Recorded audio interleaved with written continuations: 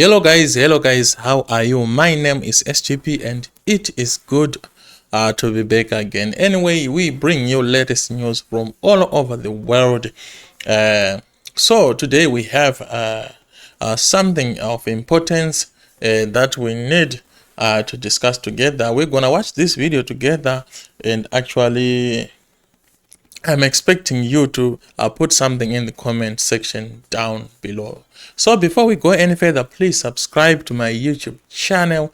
My YouTube channel, guys, is still small. I don't have a lot of subscribers.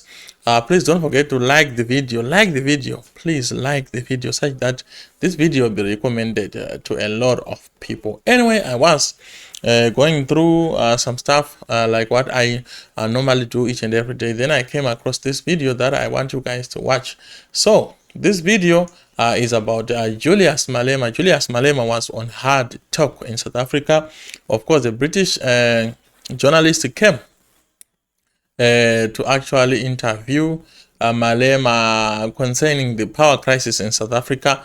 So I think Malema was ready to answer this man.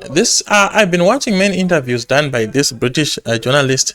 It seems like he was defeating a lot of, especially Africans, that he was interviewing, from presidents to ministers to a lot of political players in Africa. But when it comes to Fikile Mbalula, something where's got something to do with the ANC government in South Africa, he was defeated. And when he gets to Julius Malema again, he was defeated as well. So we are going to start to play the video right now. Welcome to Hard Talk from Johannesburg. I'm Stephen Sackur. For 29 years, South Africa's national politics has been dominated by the African National Congress. But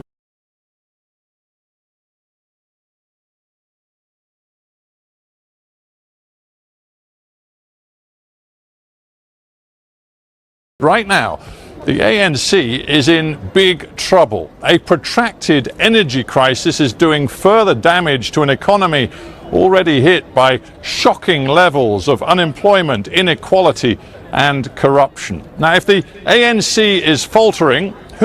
So you heard for yourself that there is a power crisis, there is an energy crisis in South Africa. It's like Eskom is failing to deliver the energy that is needed by the country of South Africa. So there's a huge crisis there because the industry of South Africa uses a lot of power, and it needs power to run and to be efficient. Let's continue with the video and see what more do we have to dig in. Who is best placed to offer an alternative? Well, my guest today is Julius Malema, leader of the radical populist economic freedom fighters. If Malema were to get even a share of power, what would that mean for South Africa? So that is where the story is. This is why this British journalist is so good when he does his interviews. So he just introduced Malema as an alternative to the South African ANC government. But Malema, from what I've seen before, he was mentioning that he is third, he is number 3. If I'm not mistaken, he's number 3. I think there must be DA on number 2. So let's continue and hear for ourselves what Malema has to say.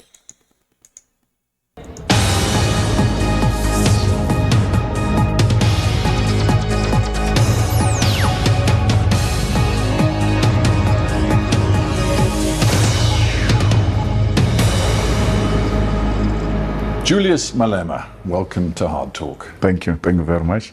It's a pleasure to talk to you, Mr. Malema. We are speaking as South Africa is in the middle of an energy crisis. It seems set to get worse. What do you think it is doing to this country? Well, its aim is to collapse this country and undermine the democratic project because those in power have relegated their responsibilities to who we don't know. They've not maintained the power stations. They've not built the new ones that are functional. And as a result, we are where we are. The interim CEO of Eskom, the state-owned energy company, said yesterday that over the coming months of winter, they might get to a stage 8 situation, which means there could be power cuts for pretty much 12 or more hours per day. But you have gone further. You have said that you think the grid will collapse. In fact, you said South Africa is going to be plunged into darkness within 2 weeks. Why are you exaggerating? I'm not exaggerating. I said this before they told you there was a stage 8 coming. The stage 8 is to prepare you that the worst are coming. And I'm telling you the truth as is. What is it that can avoid the collapse of the grid, which they've done in between? Which station have they built that is functional to its expectation? Which station have they maintained? Have they said, this one, we're closing it down, we're going to engage in major maintenance of this station? Nothing major has been done. But your statements could spread panic. Is that what you want? No, I'm not spreading panic. I'm telling the truth. Stage 8, they're just being polite. Yeah, so this journalists, these guys are trained. You know, the way they attack you and they corner you and they force you to respond to things that you are not prepared for. But I think Malema was prepared for this. Malema was very, very prepared for this. Let's continue and watch together. We are going to go, and you are talking hours, we are going to go days without electricity. It's a reality that we need to deal with, even after announcing stage 8, the manner they did. Which ANC politician have you seen panicking? Which president have you seen calling the nation into confidence about what is really happening? We hear from officials as if we don't have elected leadership of this country. On March 20th, you declared a national shutdown. You tried to shut down the entire economy in the midst of this power crisis. Is that responsible? That is the most responsible thing to do. Do you want me to fold my hands? Do you want me to not do anything? What will history say about me? I'm going to be asked a question, not by you, by the future generation. So we just heard for ourselves that Malema is saying he's going to be asked by the future generation what he did when things were getting out of hand and he was an alternative party. So yeah, I think what Malema is doing is right. Sometimes these mother parties, they need to be reminded, and they need somebody to remind them that no, you are sleeping. Wake up, please. So let's continue. As to what have you done when South Africa was in a crisis, the most logical thing to do is for the president to resign.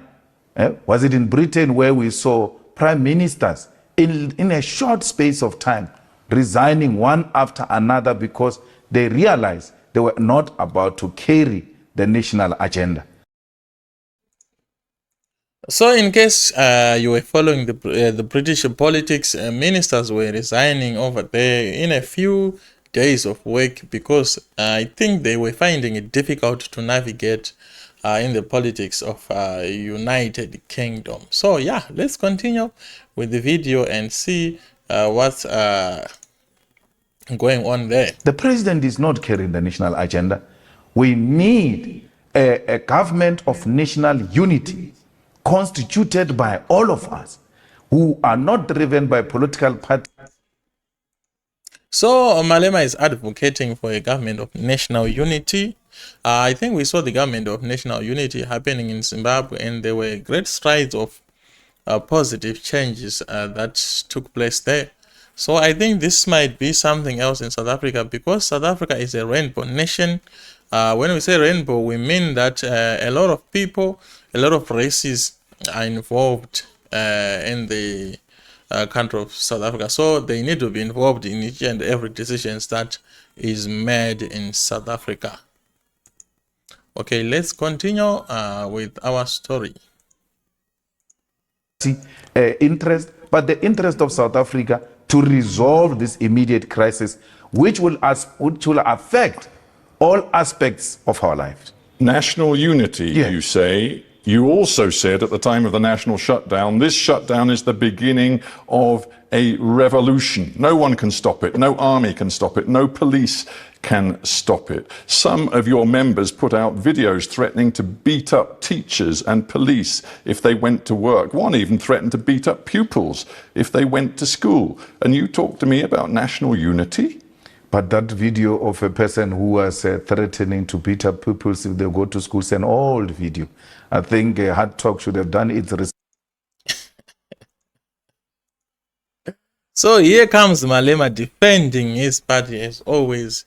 Yeah, these old videos, they are used, you know, to paint a picture of something in current affairs, which is not right. If you're discussing about current affairs, we need to paste in current facts and evidence in the conversation to make it so that it will make sense. So guys, I would like you to watch this video to the end. You can go on EFF and actually watch the video to the end. It was quite interesting.